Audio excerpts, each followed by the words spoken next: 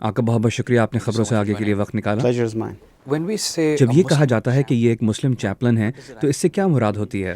Muslim chaplain, I know in our part of the world, in the Muslim world, there is no. جہاں تک مسلم Chaplin کا تعلق ہے تو جہاں تک میں جانتا ہوں کہ ہماری دنیا میں یعنی مسلم دنیا میں اس سے ملتا جلتا کوئی پیشہ موجود نہیں ہے۔ اس طرح کی کوئی مذہبی لیڈرشپ بھی موجود نہیں۔ مسلم چیپلن سے مراد ہے مذہبی لیڈرشپ کو بعض مخصوص ضروریات کے لیے دوسرے شعبوں کے ساتھ یکجا کرنا۔ مسلم چیپلن ایک ایسا امام ہوتا ہے جو اداروں کی بنیاد پر مسلمانوں کو رہنمائی فراہم کر سکے، نہ کہ صرف مسجد کی سطح پر۔ چنانچہ چیپلن اداروں کی سطح پر کام کرتے ہیں، مثلا یونیورسٹی کے کیمپوں میں، اسپتالوں میں، فوج میں یا جیل خانوں میں۔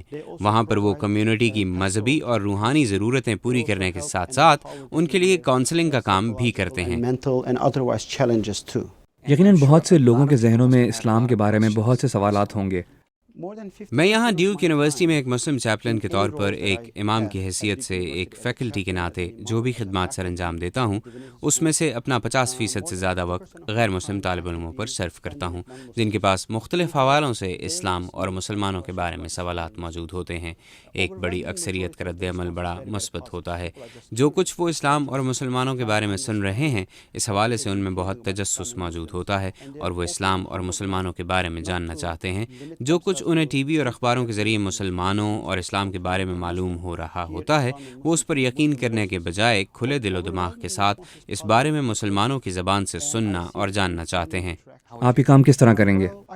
میں اسلام اور مسلمانوں کے بارے میں صحیح علم اور معلومات فراہم کروں گا۔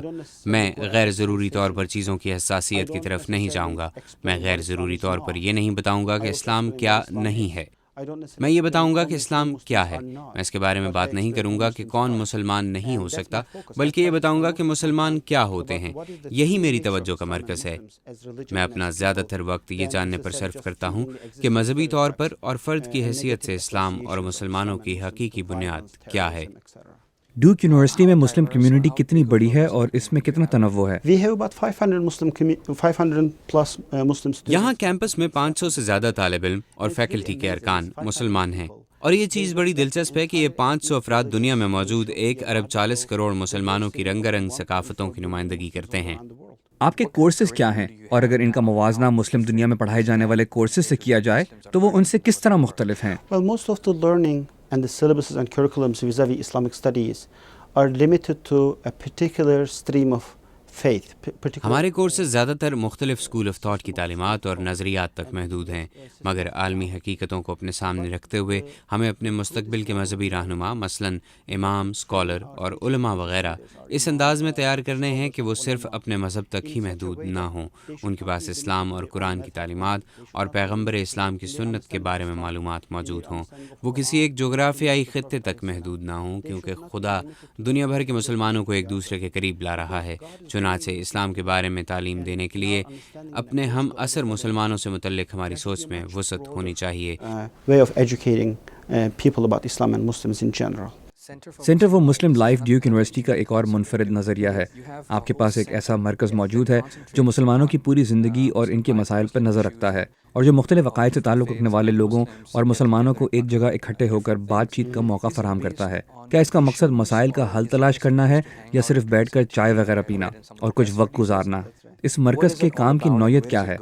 یہاں پر میرا پہلا رمضان بہت روح پرور تھا۔ مسلمانوں کی ایک بڑی تعداد وہاں آئی اور مسلمانوں کو ایک ایسی جگہ کی ضرورت تھی جہاں وہ اکٹھے ہو سکیں تاکہ ان میں ایک کمیونٹی اور ایک تعلق کا احساس پیدا ہو۔ ڈیوک یونیورسٹی صرف ایک علمی اور ادبی گہوارہ ہی نہیں ہے بلکہ ایک روحانی مرکز بھی ہے، اور اس وجہ سے یہاں مسلمانوں کے لیے ایک جگہ کی اشد ضرورت تھی، اور مجھے اس پر فخر ہے کہ یہاں یہودیوں اور عیسائیوں کے مراکز کی طرح اب زیادہ تر کیمپسز میں مسلمانوں کے لیے مسجدیں موجود ہیں جہاں وہ عبادت کر سکتے ہیں، لیکن ایک پوری جگہ مکمل طور پر مسلمانوں کی زندگی کے حوالے سے مختص کرنا ایک نئی چیز ہے۔ سب سے پہلی بات تو یہ ہے کہ یہ جگہ ایک اہم یونیورسٹی کیمپس میں اسلام اور مسلمانوں کی موجودگی کا عملی طور پر احساس دلاتی ہے۔ آپ یہ تصور نہیں کر سکتے کہ اس کے دروازے پر نصب ایک بڑا سائن مسلم لائف کو کس طرح ظاہر کرتا ہے۔ 17، 18 اور 19 سال کی عمر کے نوجوان جو 9/11 کے بعد ایک مشکل دور سے گزر چکے ہیں، اس لیے نہیں کہ انہوں نے کوئی غلط کام کیا تھا بلکہ اس لیے کہ وہ کون ہیں، ان کی جلد کی رنگت کیا ہے، اس لیے کہ ان کے نام اکثر مسلمانوں کے ناموں جیسے تھے۔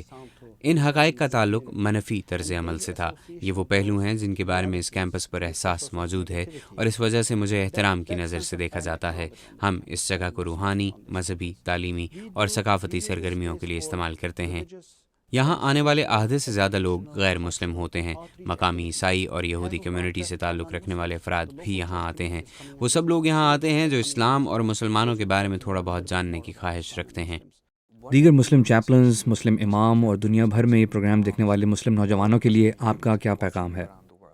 یہ اسلام اور مسلمانوں کے لیے حقیقتاً ایک مشکل وقت ہے، اس لیے جب ہم خود کو اور اپنی نوجوان نسل کو تعلیم و تربیت فراہم کریں تو ہمیں مستقبل میں آنے والی تبدیلیوں پر بھی نظر رکھنی چاہیے۔ صرف ماضی اور حال کو پیش نظر رکھتے ہوئے تعلیم فراہم کرنا کافی نہیں ہے، ہمیں انہیں مستقبل کے حقائق سے آگاہ کرنا چاہیے کہ مستقبل ہم سے کیا تقاضا کرتا ہے۔ ان حقائق پر گہری نظر رکھنے اور بغور مطالعے کی ضرورت ہے، اور اس حوالے سے ہمارا رد عمل بہت ٹھوس ہونا چاہیے۔ آپ کا بہت بہت شکریہ۔ بہت شکریہ۔